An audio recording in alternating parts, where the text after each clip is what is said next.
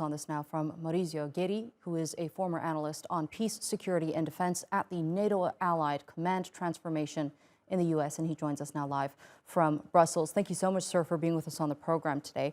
Now, it turns out the use of cell phones was the reason that Ukrainians were able to track down and target these Russian soldiers. What does that tell us about Russia's capabilities in continuing this war in the long run? Well, it shows, first of all, that the sanctions are probably working. As you may know, Russia imports a lot of high-tech technology from European Union. Almost 45% of these imports come from the EU. Unfortunately, it has been an error and a strategic mistake to do that in the last few years, in the last decade, empowering Putin attitudes, but the sanctions might work. The problem now is that Russia has the support of Iran. They have a alliance of convenience and not only drones, but probably other type of technology supporting Russia from Iran.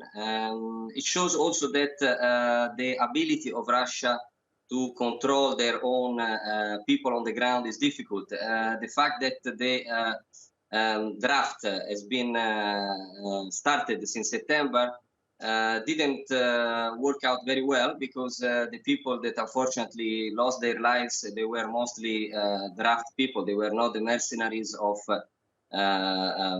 the famous Wagner, but neither the professionals. So all these young guys that are not very much prepared to work and do efficient military interventions shows that Russia has not the ability to go on with this, what they call it, a military special operation, this invasion of Ukraine. Following the death of these 89 Russian soldiers in Makiivka, how much pressure do you think that's putting on Putin right now internally? And are we going to see the effects of that on the battlefield? Well, the pressure on Putin is a different discourse, because obviously the propaganda machine and the brainwashing machine of Russian people goes on. So the support, I think, of Putin is still present. Now, the point is that probably the people, as I said, with the draft will shift their support to Putin. He is very expert on showing the support from the people, even with the women. Recently, he gathered a lot of mothers, showing that the mothers are supporting their son on the battlefield. But this is just propaganda machine.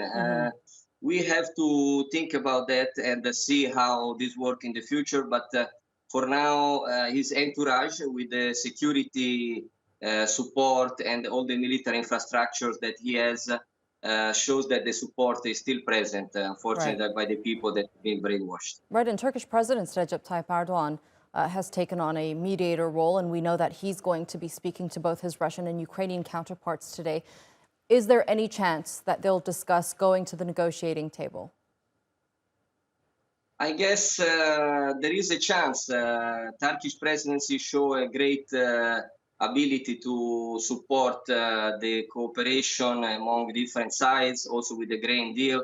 But as Lavrov said, until Ukraine accept all our decision, all our occupation, we will not propose any negotiation table. So to make this kind of discourse shows that it's very difficult to go to the negotiation tables unless Russian occupied forces leave at least some part of the regions in the southeast that have been occupied.